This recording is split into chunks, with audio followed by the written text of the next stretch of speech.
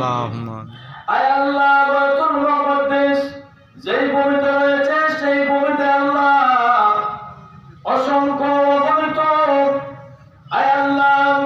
বাইতুল মুকদ্দাস ইয়ার জামাল আজমের রক্ষাকারীদেরকে হত্যা করা হচ্ছে আল্লাহ